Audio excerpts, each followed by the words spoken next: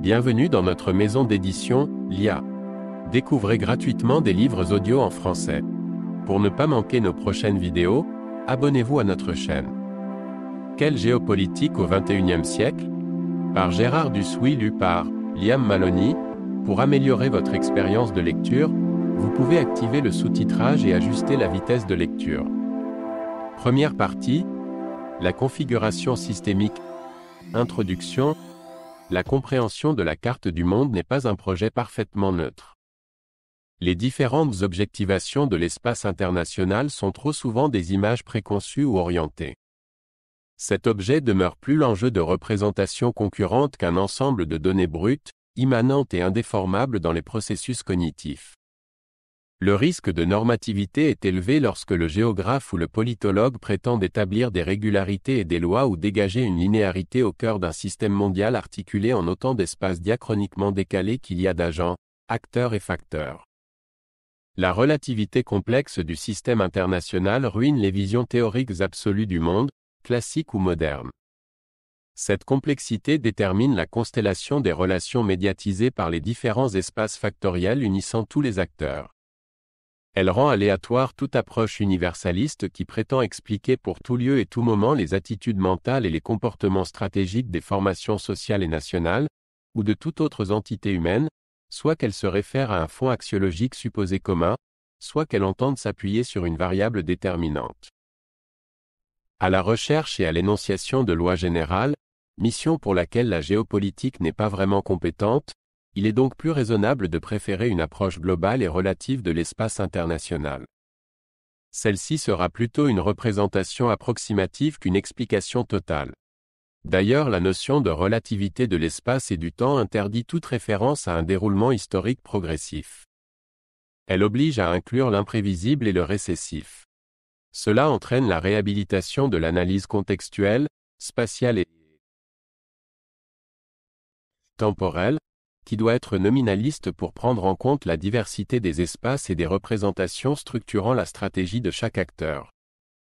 Partageant avec les pragmatistes l'idée qu'une croyance n'est ce qu'elle est qu'en vertu de sa position dans le réseau dont elle fait partie, on peut concevoir alors la conduite stratégique comme le produit de l'interaction entre les valeurs, les ressources, les contraintes et l'environnement pertinent de l'acteur. Une stratégie n'est jamais définitivement arrêtée, irréversible, éternellement dominante. Elle se heurte à la contingence de l'historicité du système, aux changements et mouvements qui le traversent. La complexité du réel, qui rend incertaines les théories du système international, les temporalités décalées des espaces factoriels, l'expérience historique des acteurs, incite l'observateur à se contenter de reconstruire des recontextualisations. Là se dégage le rôle d'une science spatio-politique, restituer la configuration modulable du système international. Celle-ci, conçue en termes de position et de relation, délimite les champs d'action, la marge de manœuvre des multiples parties prenantes du système-monde. Ainsi, fidèle à sa spatialité fondatrice, la géopolitique peut-elle devenir la « science spéciale » d'une science politique carrefour, interdisciplinaire, qui voudrait parcourir tous les champs des relations internationales. Plus que sa matière, c'est sa manière de voir les choses, l'abstraction particulière qu'elle réalise qui la différencie des autres sciences historiques et sociales, à l'instar de ce qu'écrivait Georges Simmel de la sociologie quand il en recherchait l'essence propre. À partir d'une axiomatique donnée, la marche à suivre consiste à vérifier l'autoconsistance topologique de la configuration systémique afférente au paradigme adopté. L'évaluation est, à ce niveau, de type sémantique puisqu'il s'agit de fixer une synthèse cohérente de représentation et non une mesure quantitative de facteurs croisés qui n'expliquent rien. La compréhension, la prise en compte d'une sémiologie reste une voie concevable en sciences sociales. Les hésitations que l'on observe chez la majorité des analystes des relations internationales quant au paradigme à adopter sont compréhensibles. Au relatif désordre théorique créé par la confrontation d'approches trop souvent exclusives, se surajoutent les contradictions du monde actuel qui troublent les systèmes d'idées dominants. La disparition du point fixe soviétique fait remonter à la surface toute la complexité d'un univers tiraillé par des forces d'homogénéisation et des forces d'hétérogénéisation. D'autant que leur partage ne s'impose pas de lui-même et que ces forces ne sont pas isomorphes. telle polarisation en un lieu du globe sera cause de fragmentation en tel autre espace. Le système du monde lance un défi sans précédent à l'analyse du monde. La prudence commande que l'on se garde de choix trop tranchés dans les explications. Il faut dépasser la dialectique intégration-antagonisme. Le choix de l'outil intellectuel est important. Un mode de saisie de cette complexité apparaît particulièrement heuristique. La logique trialectique définie par l'anthropologue Gilbert Durand. Celle-ci permet d'apprécier à la fois la pertinence relative mais aussi la complémentarité des deux paradigmes dominants dans l'analyse de la politique internationale. Cette épistémologie, sans être syncrétique, retient toutes les phases de la réalité du monde. Examinons d'abord le paradigme de l'intégration. Cette théorie énonce une homogénéisation assimilatrice du monde, qui serait déterminée par l'uniformisation consumériste des modes de vie sous l'effet de la globalisation de l'économie.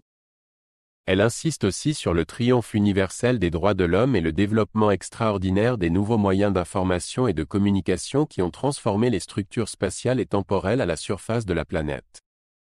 On aboutit à une conception très occidentale, qui assimile l'intégration au progrès. Cependant, l'intégration n'est jamais envisagée comme étant sous influence. On occulte la violence des structures qu'elle crée. Dans ces conditions, bien que le processus en question ne soit pas achevé, mais parce que les contradictions actuelles sont passagères et réductibles, la configuration géopolitique retenue est celle d'un devant-être, cartographié sous forme d'espaces plus ou moins emboîtés, reliés et homogènes. En réaction se dresse le paradigme du chaos, dont le nombre des partisans augmente au rythme des désillusions du nouvel ordre mondial. Cette théorie insiste sur la montée des forces de désintégration et d'émiettement, elles-mêmes consécutives à la déstructuration des grandes puissances, à la disparition de toute régulation internationale et à la résurgence de l'irrationnel en politique. Elle infère une configuration polycentrique, à polarisation multiple, sinon explosée, à laquelle on accole parfois une réminiscence historique.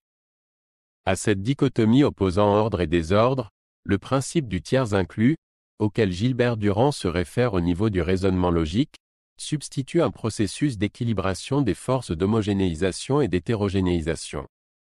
Il s'agit d'une homogénéisation adaptatrice, pourvue d'une régulation incomplète, imparfaite, inhérente à l'énergétique du système. Le fait que la création d'un pôle d'équilibre et d'ordre s'actualise en un endroit du monde, par exemple l'Union européenne, suffit à en potentialiser une autre, par exemple l'Association de libre-échange nord-américaine ou ALENA. Il se peut aussi que les points d'équilibration soient longs à trouver, et que le monde ait à vivre un désordre prolongé, qui peut ne pas être connoté négativement. La logique contradictorielle éclaire alors la complexité. En effet, cette phase redoutable mais fréquente dans l'histoire qu'est la destruction créatrice peut revêtir des aspects de modernité et de positivité, ainsi que l'a expliqué Schumpeter. Le chaos pourrait de la sorte constituer un environnement structurant pour l'Europe actuelle, si celle-ci était forcée de transcender ses clivages en substituant son image à celle de l'ennemi commun désigné qui a disparu. Tout dépendra de la façon dont sera réaménagée la structure globale de la puissance par des acteurs qui ont à gérer des forces contraires, qu'ils perçoivent différemment en fonction de leurs environnements respectifs. Sans que l'on puisse prédire quels seront les gagnants et les perdants, il semblerait aujourd'hui que l'équilibration du monde passe par une intégration régionalisée, tout en sachant que l'antagonisme des blocs reste une autre éventualité, au-dessus ou à côté. Le processus de déterritorialisation-reterritorialisation que les discussions actuelles placent au cœur de la géopolitique, renvoie aux notions d'entropie et de négantropie. Celles-ci sont devenues familières à ceux qui ont théorisé un développement du système international par fluctuation.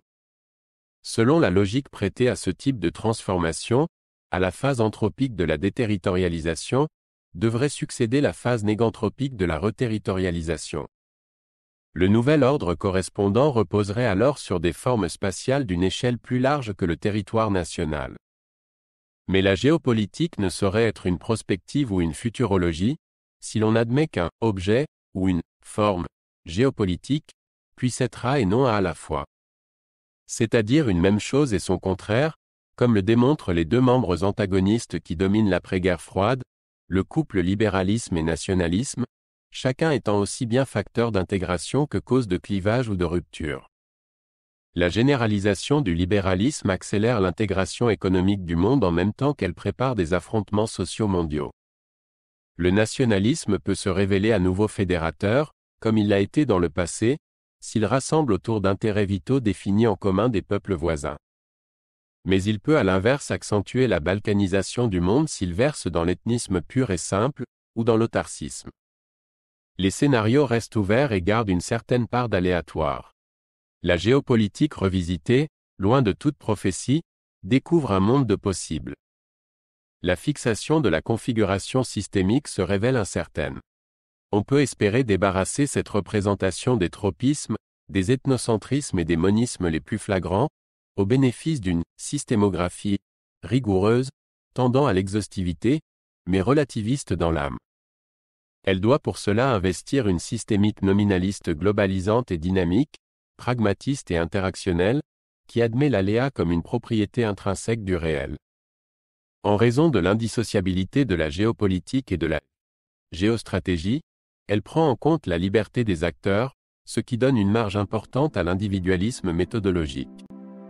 Dans ces conditions, elle peut envisager d'essayer de recontextualiser le monde. Comment ? Cliquez sur I, en haut à droite de votre écran pour choisir le livre audio que vous aimeriez découvrir. Si cette vidéo vous a plu, vous pouvez mettre un « j'aime » et la partager à vos amis. Par ailleurs, visitez notre bibliothèque sur audible.fr pour explorer notre vaste sélection de livres audio réalisés par IA.